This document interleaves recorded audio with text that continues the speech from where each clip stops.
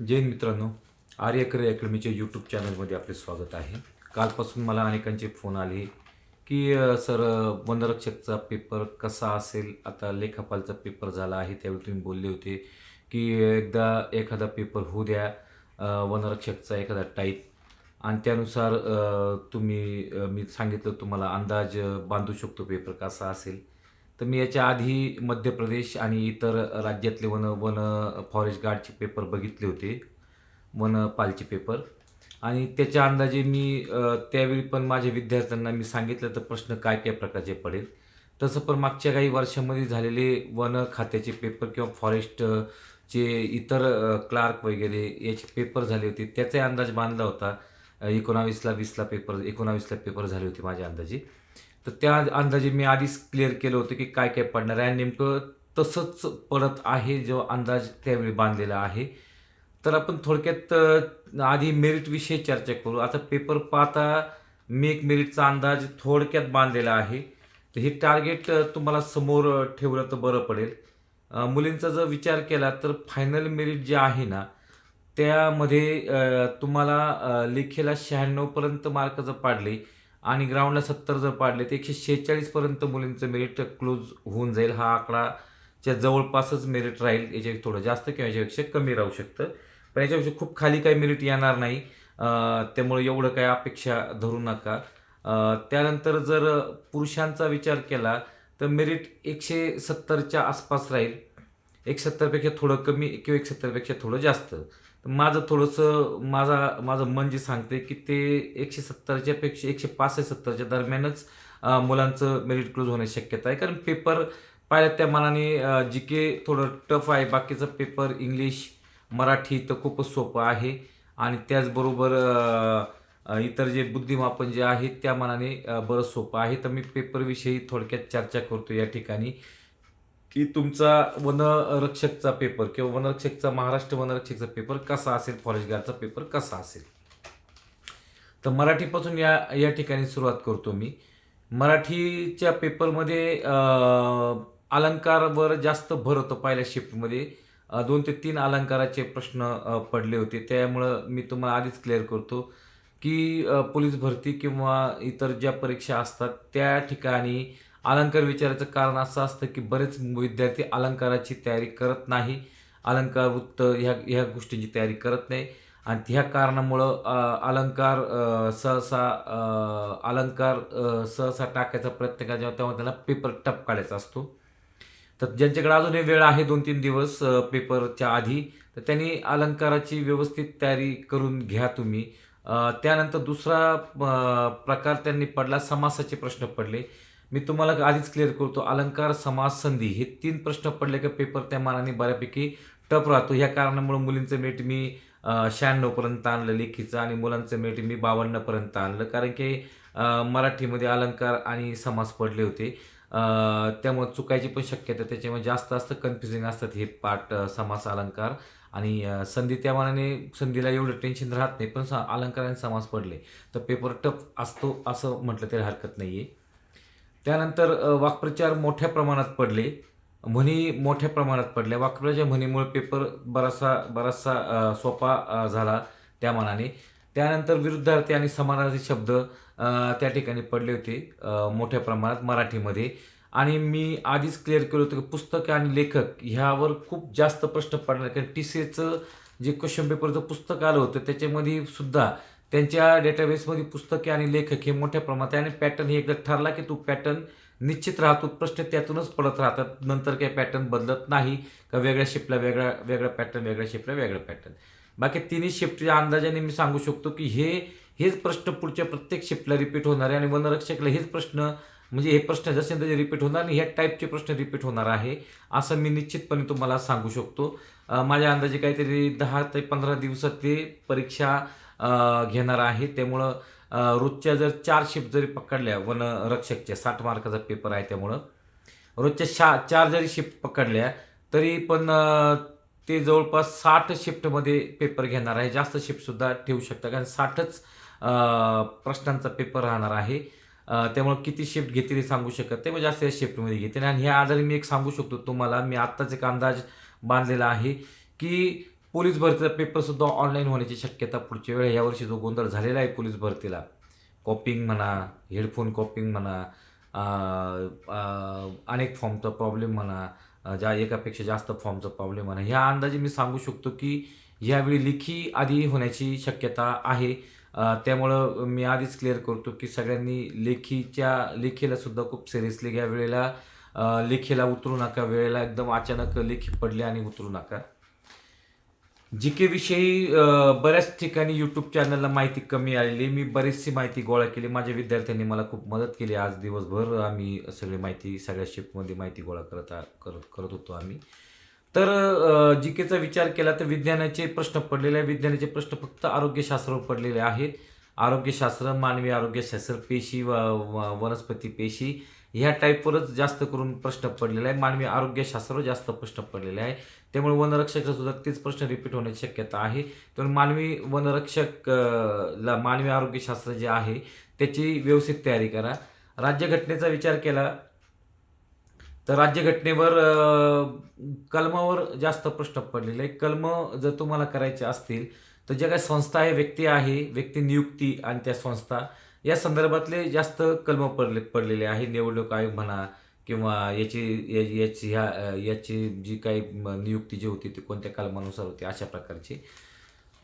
अहवालावर काही प्रश्न पडलेले आहे. शिक्षणाच्या अधिकारावर एक प्रश्न पडलेला आहे. अर्थशास्त्र मोठ्या प्रमाणात पडत आहे. अर्थशास्त्र अनपेक्षित होतं पूर्णपणे, पण TCSच्या परीक्षेमध्ये बऱ्यापैकी अर्थशास्त्र मला आढळलं होतं. त्यामुळं मी वर्गात विद्यार्थ्यांना सांगून ठेवलं होतं की अर्थशास्त्र पडण्याची शक्यता आहे आणि बऱ्यापैकी अर्थशास्त्र कव्हरही करून घेतलं. त्यामुळे अर्थशास्त्रावर जरा चांगल्या पद्धतीने लक्ष द्या. अर्थशास्त्राची तयारी करा. अर्थशास्त्रामध्ये देखील नियुक्त्या, संस्था याच्यावर प्रश्न पडलेले आहेत आणि त्याचबरोबर इंडेक्स वगैरेवर प्रश्न म्हणजे गरिबीच्या इंडेक्समध्ये भारत कितव्या क्रमांक आहे, अशा प्रकारचे प्रश्न त्या ठिकाणी पडलेले आहेत. बजेटवर प्रश्न पडला, हा सुद्धा अर्थशास्त्राचाच भाग आहे. त्यानंतर मनरेगावर प्रश्न पडला, हा सुद्धा अर्थशास्त्राचा भाग आहे. अर्थशास्त्राच्या ज्या काही सरकारने ज्या काही आपण म्हणू शकतो मनरेगा, ज्या काही योजना राबवलेल्या आहेत सरकारने, तर याच्यावर देखील प्रश्न पडलेले आहेत. त्यामुळं योजनांची तयारी चांगल्या पद्धतीने करा. वंदे मातरम हे माझं गीताविषयी प्रश्न असेल हा. त्यानंतर मेट्रो पर्पल प्रोजेक्ट हा सुद्धा भाग अर्थशास्त्राचाच म्हटलं तरी चालेल आणि चालू घडामोडीचा भाग म्हटलं तरी चालेल. चालू घडामोडी बऱ्यापैकी पडल्या होत्या आणि सगळ्या केंद्र सरकारच्या परीक्षांच्या चालू घडामोडी पडल्या होत्या आणि यामध्ये मला असं आढळलं की SSC CGL किंवा SSCच्या ज्या परीक्षा स्टाफ सिलेक्शन कमिशन घेते त्या लेवलच्या चालू घडामोडी किंवा प्रश्न तुम्हाला या ठिकाणी पडले होते. मुळातच माझ्या अंदाजे SSC GD आणि SSC CGL हे जे परीक्षा घेतल्या जातात त्याच टाईपचा डेटा यांनी उचलला असावा आणि त्या टाईपचे प्रश्न ते घेत आहेत. नृत्य आणि संगीतकार, ते वाजवणारे वाद्य व ते वाजवणारे गायक याच्यावर बऱ्यापैकी प्रश्न पडले होते. नृत्यावर ह्या विषयी प्रश्न पडला आणि हे प्रश्न तुम्हाला जर विचार केला तर हे प्रश्न तुम्हाला सापडतील लुसेंटमध्ये जे काही नृत्याचे प्रकार जे आहेत हे पण खूप मोठ्या प्रमाणात आहे. आता कसे पाठ करायचे बघा. एकदा वाचून घ्या 2-3 वेळा आणि लागला तुक्का तर परीक्षेला ठोकून द्या. नाहीतर एवढे नृत्याचे प्रकार पाठ करणं तसं सोपी गोष्ट नाही आहे. त्यानंतर व्यक्तिमत्वावर प्रश्न पडलेले आहे. व्यक्तिमत्वावर जे काही महत्त्वाची व्यक्ती आहे त्याच्यावरचे प्रश्न किंवा व्यक्तिमत्व नियुक्ती आपण म्हणू शकतो त्याच्यावरचे प्रश्न होते. टोपणनावावर प्रश्न आहे. टोपणनावं जे लेखक आणि त्यांचे टोपणनाव विशेषतः महाराष्ट्राच्या अनुषंगाने प्रश्न पडलेले आहेत. ज्ञानपीठ पुरस्कार परत लेखक, कादंबरीकार यांच्यावर प्रश्न पडलेले आहे. ग्रंथ, कादंबऱ्या आणि पुस्तके याचे खूप मोठ्या प्रमाणात प्रश्न पडलेले आहेत. ग्रंथ, कादंबऱ्या, पुस्तके, लेखक, ज्ञानपीठ पुरस्कार, लेखकांचे पुरस्कार, साहित्याचे पुरस्कार देखील विचारण्याची शक्यता आहे भविष्यामध्ये. महाकाव्यावर प्रश्न पडलेले आहे. महाकाव्यावर कोणकोणती महाकाव्य म्हणजे पुस्तकं कादंबऱ्यामध्येच येते महाकाव्य वगैरे त्याच लिस्टमध्ये सगळं येऊन जातं. हडप्पा संस्कृतीवर बऱ्यापैकी प्रश्न पडले होते. म्हणजे हडप्पा संस्कृती नाही म्हणायचं मला, एन्शियन हिस्ट्रीवर बऱ्यापैकी प्रश्न पडले होते. एन्शियन हिस्ट्रीच नव्हे तर मध्ययुगीन इतिहास, सहसा मध्ययुगीन इतिहासावर जास्त प्रश्न केंद्र सरकारच्या परीक्षेमध्ये पडत नाही. पण ह्या पॅटर्नमध्ये TCSच्या पॅटर्नमध्ये त्यांनी मध्ययुगीन इतिहास, हुमायून वगैरेवर प्रश्न पडलेले आहेत. त्यामुळे तुम्हाला मोगलांचा, आदिलशहा यांचा इतिहास थोडक्यात वरवर वाचावा लागेल. खूप डीपमध्ये जाऊ नका, तेवढा वेळ आपल्याकडे नाही आहे. वरवर थोडा इतिहास एकदा वाचून घ्या. त्यांची ती पूर्ण हायरार्की जी आहे ती व्यवस्थित डोक्यात ठेवा आणि त्यानुसार त्यांचे भाऊ कोण, बहीण कोण, काय कोण आणि कोणी कोणी सत्तेत आलं हे लक्षात ठेवा. अर्थशास्त्र खूप प्रश्न आहे, मगाशी सांगितले तुम्हाला. सेवेचा प्रश्न आहे, घनतेचा प्रश्न आहे, पवन ऊर्जेचा प्रश्न आहे.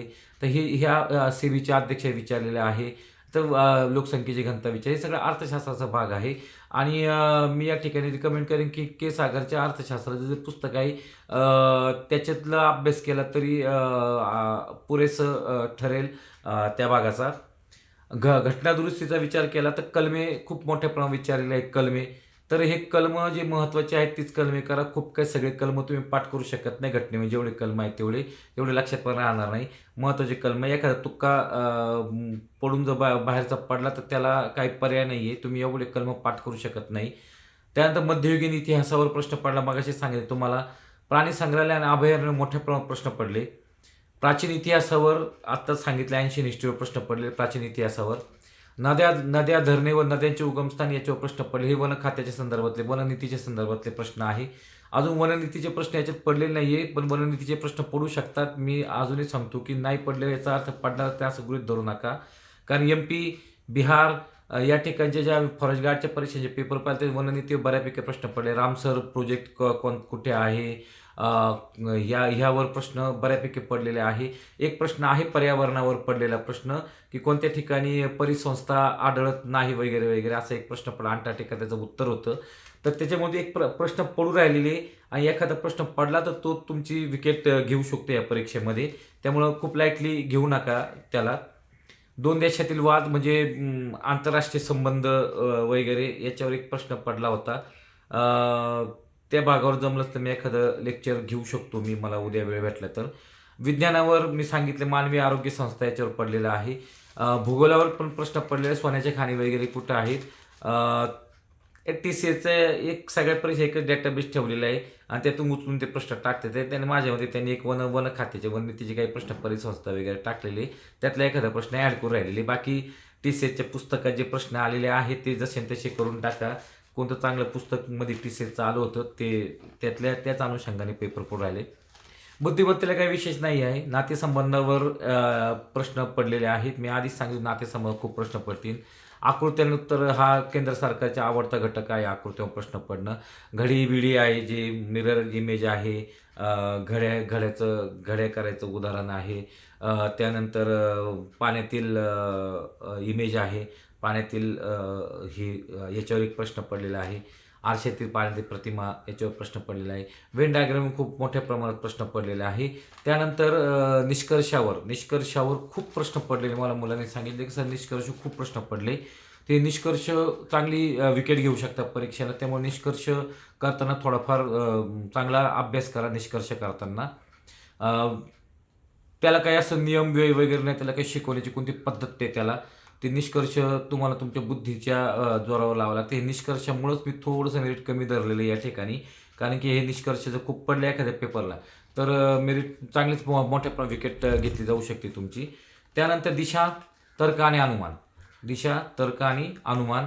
दिशेवर खूप प्रश्न पडतील, मी आधीच क्लिअर केलं होतं. तर्क आणि अनुमानावर खूप प्रश्न पडतील, हे आधीच क्लिअर केलं होतं आणि हेच वनरक्षकला होणार आहे. तर्क आणि अनुमानसुद्धा एक मार्क चांगला खाऊ शकतो. काय ना, तर्क आणि अनुमान खूप अवघड जातात. इंग्लिशचा विचार केला तर काय काय प्रश्न पडू इंग्लिशचं. इडियम्स आणि फ्रेजेस हे सगळे SSC CGLला जे इडियम्स आणि फ्रेजेस पडले होते तेच फ्रेजेस या ठिकाणी पडलेले. पण मी जी काही माझ्या विधान लिस्ट दिली होती त्यातले अख्ख्या 100च्या याच्यातले एकच इडियम फ्रेजेस पडला. 3 इडियम फ्रेजेस त्याच्यामध्ये पडले, त्यातले एकच पडला. म्हणजे आणखीनही कुठून त्यांनी इडियम्स आणि फ्रेजेस आणलेत, किती वाचायचे तुम्ही बघा. थोडा अंदाज हे उत्तरं द्यायचे असते इडियम्स आणि फ्रेजेसचे. पण बऱ्याच वेळा 3-4 पडले, त्यातले 2 बरोबर शक्यता असते, 2 चुकायची शक्यता असते. ज्याचं इंग्लिश खूपच चांगलं आहे तो अंदाज बांधू शकतो या ठिकाणी. वर्ड सबस्टिट्यूशन हा पार्टमध्ये 2 किंवा 3 घटक आहे. त्याची यादी मी माझ्या विद्यार्थ्यांना दिली होती, त्यातले बऱ्यापैकी 1 वर्ड सबस्टिट्यूशन पडले. मी आणखी यादी तुम्हालाही कुठं माझ्या ग्रुपला वगैरे असाल क्वेश्चन पेपरच्या आर्यकर अकॅडमी क्वेश्चन पेपर ग्रुपला तुम्ही जॉईन व्हा. त्या ठिकाणी यादी वगैरे टाकतो मी. डायरेक्ट इनडायरेक्ट स्पीचवर 2 प्रश्न पडले, अगदी हातचे मार्क आहे, हातचे मार्क घेऊन या. वन वर्ड शॉफ्टवेअर 3 मार्काला पडले, 2 मार्क तरी हातचे आहेत ते घेऊन या. मी म्हणत ते का तिन्हीचे तिन्ही तुमच्या बरोबर येईल. पॅराजंबल 4 मार्काला पडलं तर पॅराजंबल हे त्याला जमू शकतं ज्याचं इंग्लिश बरं आहे, ज्याला इंग्लिश थोडेसे वाक्य वगैरे जोडणं त्याला समजतं, अंदाज बांधता येतो. तर पॅराजंबलचं एक हे पंचतंत्राच्या स्टोऱ्या पडतात आहे आणि 4 वाक्य देतात आणि ते जमलिंग केलेलं असेल ते जुळवायचे असतात आणि मग त्यातलं ए डी बी बी ए असं काहीतरी तुम्हाला आन्सर त्याचं द्यावं लागतं. सिनोनिम अँटोनिम्सवर खूप प्रश्न पडलेले आहेत. याला सुद्धा काही नाही आहे. माझ्या अंदाजे सगळे प्रश्न आहे ना 5वी ते 10वीचे जे CBSE पॅटर्न आहे त्यातूनच हे सिनोनिम अँटोनिमचे प्रश्न घेतलेले आहेत. जर 5वी 10वीचे पुस्तकं जर व्यवस्थित केले सिनोनिम अँटोनिमसाठी, ग्रीप वगैरे शब्द पडला होता, ग्रीपचा अँटोनिम विचारलं होतं. तर हे सगळे 5वी 10वीच्या CBSE पॅटर्नमधले प्रश्न आहे. त्या जर वेळ भेटला तर तेवढे घुकून टाका एकदा. प्रिपोजिशन 2 मार्काला पडलं, सोपं आहे प्रिपोजिशन, हातचे मार्क आहे 2, जाऊ नका देऊ ते. स्पॉट द इरर्स हा जरा अवघड घटक आहे, पण स्पॉट द इरर करताना एक गोष्ट लक्षात आली माझ्या की हे सगळे स्पॉट द इरर्स ह्यावेळी टेन्सवर त्यांनी घेतलेले आहे. मागच्या वेळी त्यांनी व्याकरणावर ग्रामरवर घेतले होते, क्वेश्चन टॅग वगैरेवर. ह्यावर्षी त्यांनी टेन्सवर घेतले, पण भरोसा नाही आहे वनरक्षक भरतीसाठी. तुम्हाला डायरेक्ट इनडायरेक्ट स्पीच किंवा क्वेश्चन टॅग किंवा जे काही कंपॅरेटिव्ह डिग्री वगैरे याच्यावर स्पॉट द एरर घेऊ शकतात. भरोसा नाही, त्यांच्या डेटाबेसमधून काय बाहेर निघणं हे सांगता येत नाही. आजच्या पेपरवर तर टेन्सवरच स्पॉट द एरर पडले होते. ॲक्टिव्ह आणि पॅसिव्ह व्हॉइसवर 2 प्रश्न होते, प्रिपोजिशनवर 2 प्रश्न होते. ॲक्टिव्ह आणि पॅसिव्ह व्हॉइस चांगलं करून जा, 1 ते 2 प्रश्न तुम्हाला पडू शकतात. तर मित्रांनो असं काही थोडक्यात मी तुम्हाला सांगायचा प्रयत्न केलेला आहे. फायनल मेरिट परत एकदा सांगतो, मुलींचं मेरिट 146च्या आसपास लागेल आणि मुलांचं मेरिट 170च्या आसपास लागण्याची शक्यता आहे. इतर कॅटेगरीचं मेरिट याच्यापेक्षा 2-3 मार्कांनी इकडं तिकडं होऊ शकतं. विशेष काही फरक पडणार नाही, कारण की कॉम्पिटिशन खूप तगडी आहे. 5 लाख फॉर्म गेले आहेत वनरक्षकला. कॉम्पिटिशन तगडी आहे आणि सगळा खेळ तुमचा लेखीला जास्तीत जास्त मार्क आणि तुम्ही जे काही तुम्ही 3 किलोमीटर आणि 5 किलोमीटरची जी काही परीक्षा आहे त्याच्यामध्ये किती मार्क काढतात ते सगळा खेळ तुमच्या अंगावर वर्दी चढवण्यासाठीचा आणि सरकारी नोकरी लागण्यासाठीचा असेल. तर मित्रांनो, लेक्चर आवडला असेल तर नक्कीच चॅनल सबस्क्राईब करा आणि जास्तीत जास्त व्हिडिओ शेअर करा. आणखी 2 दिवसांनी मी आज तसंही दुपारी 4 वाजता मी ऑनलाईन येण्याचा प्रयत्न करतो. मला वेळ भेटला तर येईल मी. फार काही अपेक्षा ठेवू नका. दिवसभर लेक्चर घ्यावे लागतात, कारण वनरक्षक मुलांचे पेपर आहेत, त्यामुळं मला उभं राहावं लागतं. तर मी दुपारी ऑनलाईन यायचा प्रयत्न करतो. त्या ठिकाणी मला आजचे जे काही दिवसभरातले प्रश्न पडलेले आहेत ते मला द्या, म्हणजे मला आणखी व्यवस्थित एक फॉर्मॅट तयार करता येईल वनरक्षकचा आणि त्यानुसार मला परत वनरक्षकाचा पेपर कसा पडेल याचे व्यवस्थित अंदाज बांधता येईल. कारण तुम्ही जास्तीत जास्त मटेरियल प्रोव्हाइड केलं तर मी जास्तीत जास्त ॲक्युरेट अंदाज बांधू शकतो आणि हे पण सांगू शकतो की मी चुका कुठे कराल परवाच्या पेपर लेक्चरमध्ये, चुका कुठे करू शकतात आणि मार्क किती पडतील आणि फायनल मेरिटसुद्धा बांधायला मला अंदाज येईल. वनरक्षकचे पहिले 2 शिफ्ट जरी झाल्या तरी मी तुम्हाला फायनल मेरिट कितीपर्यंत लागू शकेल हे तुम्हाला त्यावेळी सांगू शकेल. तर मित्रांनो, चॅनल सबस्क्राईब करा आणि खूप खूप धन्यवाद. जय हिंद, जय महाराष्ट्र.